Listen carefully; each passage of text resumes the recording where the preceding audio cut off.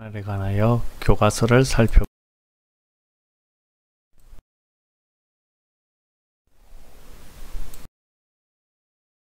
앞 시간에 행정소송의 종류에 관해서 살펴보았습니다.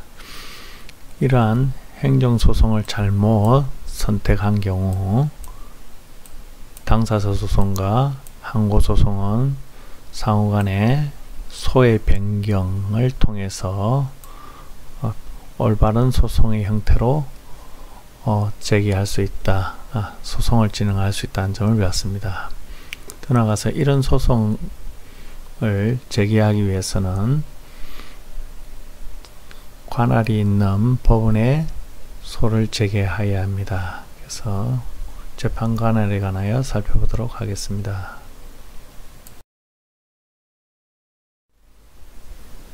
행정사건은 행정법원 전속관할입니다. 행정법원 전속관할이고 현재는 전문법원으로서 서울에만 있습니다. 나머지 지역은 지방법원 본원에서 처리하고 있고, 다만 그 춘천지방법원 강릉지원 예외적으로 지원해서 소송이 가능합니다. 이러한 행정법원은 대륙법계 프랑스, 독일처럼, 독일 같은 경우는 특히 일반 법원과 행정법원은 별도의 대법원이 있어서 분리되어 있습니다. 여기에 반해서 우리는 별도의 법원은 아니지만 대법원은 동일한 대법원 밑에 1심 일반법원과 전문법원인 행정법원이 분리되어 있습니다. 따라서 이 행정법원은 재판권에 관한 문제는 아니지만은 이에 준해서 전문법원이기 때문에 전속관할로 해석이 됩니다.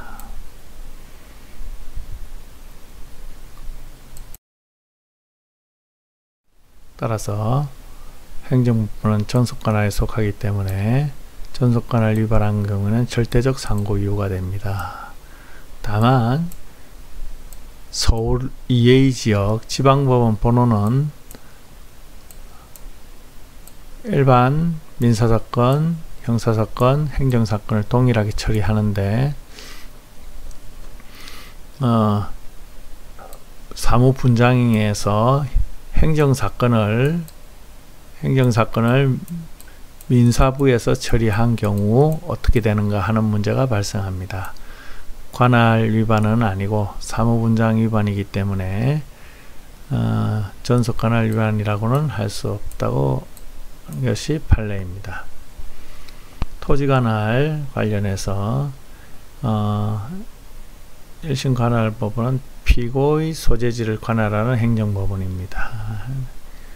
원칙적으로는 피고의 소재지입니다. 요거는 종전 개정 전의 법률인데, 개정 전에는 중앙행정기관의 장은 대법원 소재지 행정법원을 한다. 중앙행정기관의 장은 서울행정법원이다 해서 피고 소재지가 안 됐습니다. 서울행정법원만 가능했습니다. 그러나 이번 개정으로 인해서 소재지도 가능하고 서울행정법원도 가능합니다. 지금 세종시의 중앙행정기관들이 대거 내려가 있습니다. 이러한 세종시에 있는 중앙행정기관들은 세종시가 속한 대전은 대전지방법원이 본원입니다. 대전지방법원이 소재지이기 때문에 대전지방법원에 소를 제기하든지, 또는 이 조문에 의해서 서울행정법원에 소를 제기하든지 양쪽 다 가능합니다. 기타 과거에 허용되지 않았던 피고 소재지 말고 중앙행정기관의 부속기관, 합의제행정기관, 국가의 사무를 위임 또는 위탁받는 공공단체와 그장, 이 경우에는 모두 서울행정법원으로 확대되었습니다. 그래서 소재지도 되고 서울행정법원도 됩니다. 더 나아가서 토지 수용 같은 경우는 특별재판적으로서 소재지도 가능합니다. 따라서 현재 보통재판적은 피고 소재지입니다.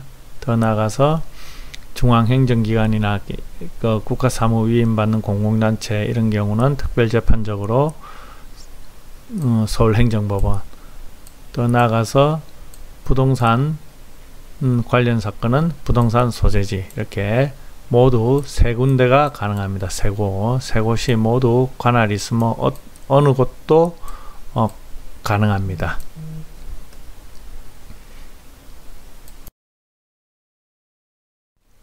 그 다음에 당사자 소송도 마찬가지입니다. 당사자 소송은 국가 공공단체이기 때문에 국가 공공단체는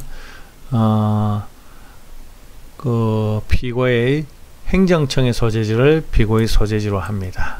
국가 공공단체 행정청의 소재지를 피고의 소재지로 한다. 의지합니다. 그래서 잘 아셔야 됩니다. 그리고 이러한 토지관할은 전속관할 앞에 그 행정법원은 전속관할이라고 했습니다. 이러한 토지관할은 전속관할이 아니고 임의관할로 봅니다. 따라서 합의한 경우, 당사자의 합의한 경우에 관할이 생깁니다. 합의관할, 응소관할 모두 가능합니다. 예를 들면 서울행정법원에 소를 제기하여야 할 사건을 가령 울산지방법원 본원에 원고가 제기했고 여기에 대해서 행정청에서 응한 경우, 피고가 관할 위반에 항변을 하지 않고 응한 경우, 따라서 이런 경우는 울산지방법원에 토지관할로서 관할 위반이 되지 않고 관할이 생깁니다. 그러나 뭐 부산지방법원도 좋고 전속관할 정도의 본원에서는 상관없는데 부산지방법원 동부지원 여기는 관할이 없습니다. 그럼에도 불구하고 동부지원에 상호 이렇게 합의한 경우, 관할 합의한 경우, 이 경우는 안 됩니다. 기본적으로 전속관할인 서울행정법원, 더 나가서 지방법원 본원, 춘천지방법원 강릉지원, 이 경우에 더 나가서 토지관할이 적용되는 경우에 응소관할로서 허용이 된다는 것입니다. 산물관할은 3인으로 합의된 합의부에서 합니다. 재정단독입니다. 그러나 합의든 재정단독이든 모두 항소하면은 고등법원으로 갑니다. 신급 종전에는 고등법원을 1심으로 했습니다. 지금은 1998년 3월 1일부터는 행정법원이 1심으로 지방법원으로 규정되어 있습니다. 지방법원급인 행정법원입니다. 따라서 3심제가 채택되어 있습니다. 이처럼 재판관할거리 있는 법원에 소를 제기하여야 하는데 관할을 위반한 경우 어떻게 되는가, 이와 관련해서 소송 요건이기 때문에 각하되지만 국민의 편의를 위해서 관할 위반 사건에 대해서 이송을 하도록 규정이 되어 있습니다. 행정사건의 행정소송법 7조에서 신급을 달리하는 경우도 이송을 하고 있습니다. 더 나아가서 그 관할 위반인 경우에 민사소송법에 의해서 관할 위반 민사소송법에 의해서 관할 지방법원끼리 토지관할 위반한 경우 이송을 하게 됩니다. 신급을 달리한 경우, 더 나아가서 신급관할 위반한 경우, 토지관할이나 전속관할 위반한 경우 모두 이송을 합니다.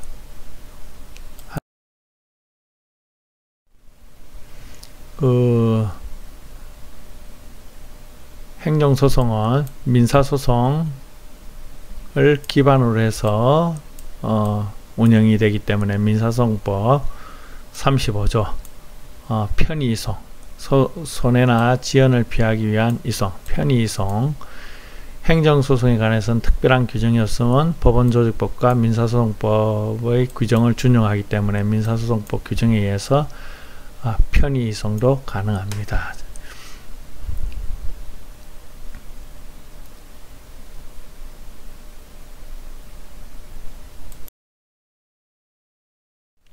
더 나아가서 행정소송법에는 관련 청구 소송의 이송, 앞 시간에 소위 병합에서 민사소송의 소위 병합, 더 나아가서 행정소송에서는 관련 청구인 경우에는 절차가 다른 경우라도 병합이 가능하다 했습니다. 이 병합이 가능하려면 다른 법원에 있는 경우, 예를 들면 부산지방법원에 소가 계속이 되고 있고 관련 소송이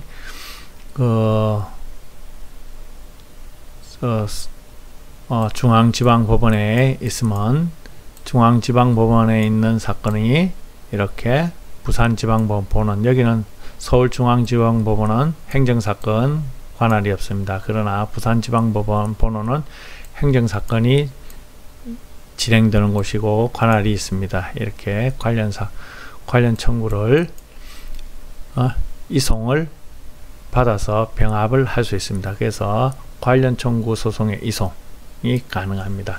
거꾸로 부산지방법원 사건이 서울행정법원에 제기되고 있으면 서울행정법원으로 이송을 할 수도 있습니다. 관련 청구 소송의 이송.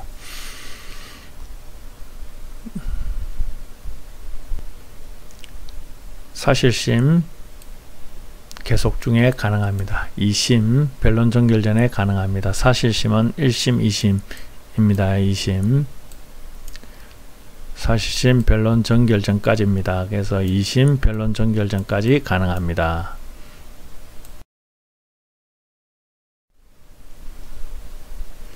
그리고 주된 청구, 주된 행정소송에 있는 곳에다가 이송을 하여야 합니다. 민사소송에 진행되는 곳으로 보내면 안 됩니다.